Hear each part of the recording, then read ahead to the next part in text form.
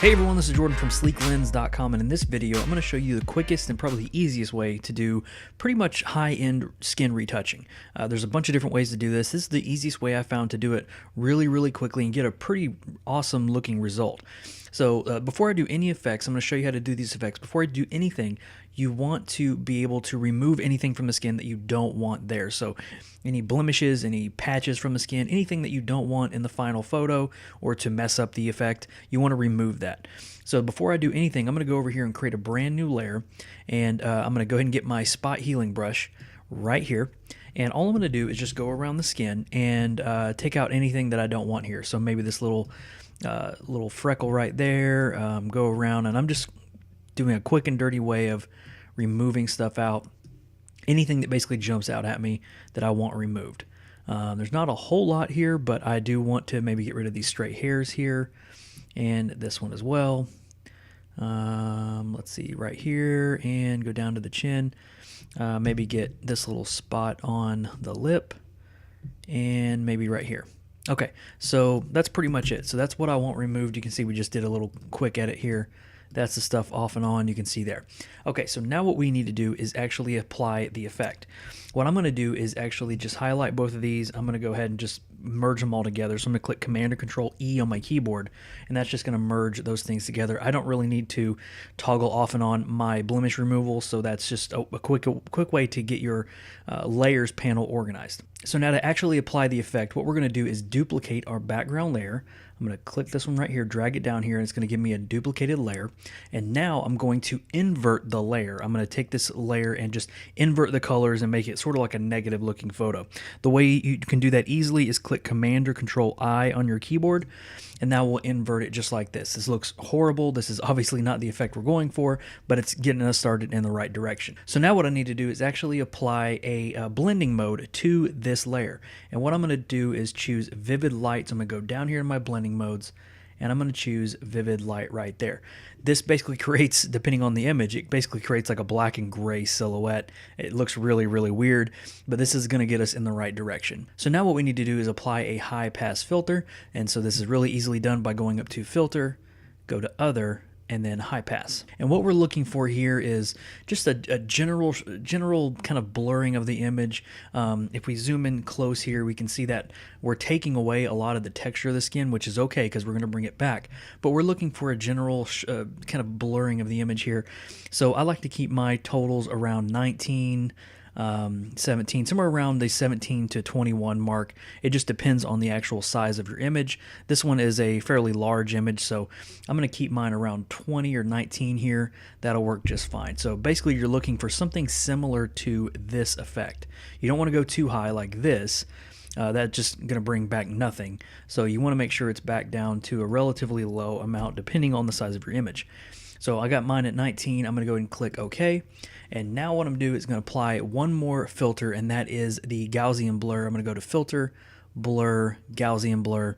And this is where you kind of bring back the texture of the skin. You can see the texture here. We actually brought it back just by applying that blur filter. And so we want to keep our totals around 2 to 4 is what I kind of like to go, maybe up to 5 in some cases depending on the size of the image. For this one, I'm probably going to keep it fairly low to the 3 side. So maybe around there. You can see I'm bringing back a lot more of the texture, which I really like. I'm just looking around here to make sure anything doesn't look really weird. And there we go. Okay, so I'm going to click OK here, and this is actually our skin smoothing effect that we applied. Now what we need to do is apply an inverted layer mask, which will allow us to paint in this effect where we want to, because right now it's applying it to the whole image.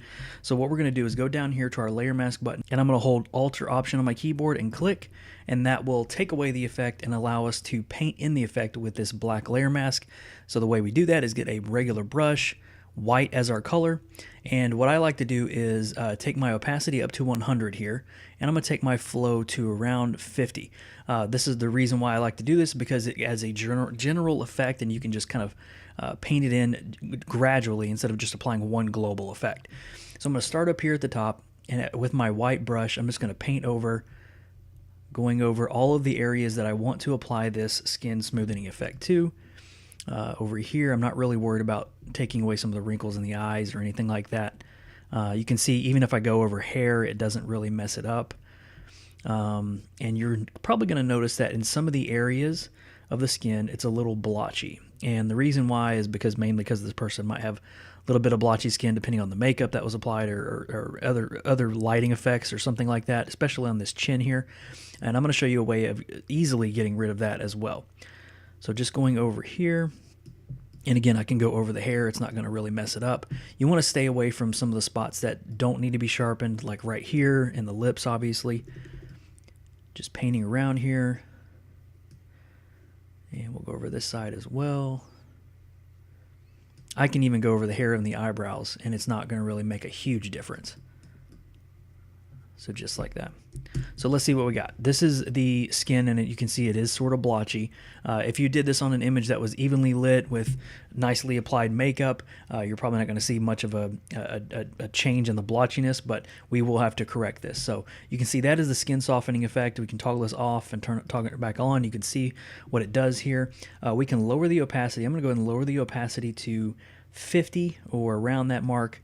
And you can see it takes away some of that blotchiness. But now I'm going to show you actually how to remove the blotchiness, because we don't want that there.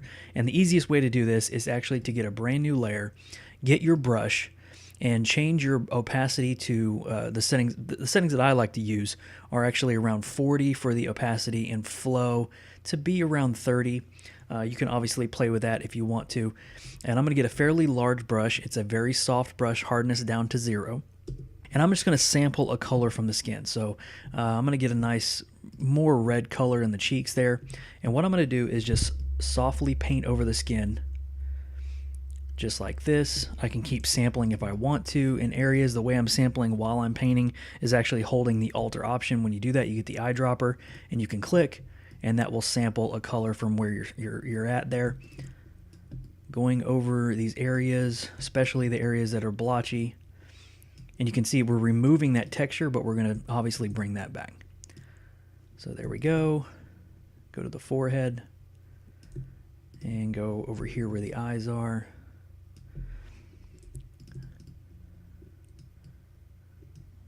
All right, there we go. So very down and dirty way of doing that.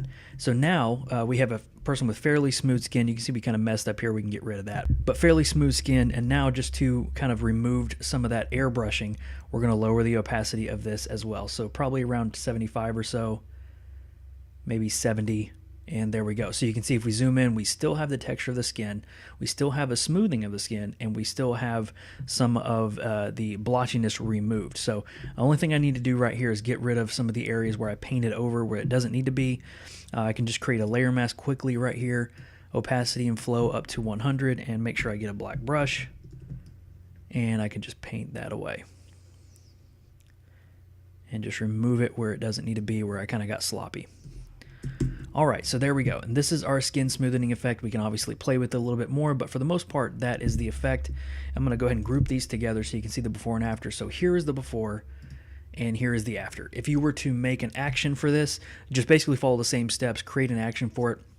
And once you do that, if you ever want to apply the skin softening effect, all you got to do is click the action, play it, and you're done. You can start painting right away. You don't have to worry about applying all the filters and everything like that. So that is a really easy, down and dirty, quick way of doing skin smoothing in Photoshop. I hope you guys enjoyed that tutorial. Head on over to sleeklens.com for more information, for more tutorials about all of our products and free blog posts. We post a lot of stuff over there. So thank you for joining me in this video. This has been Jordan from Sleeklens, and I'll see you in the next one.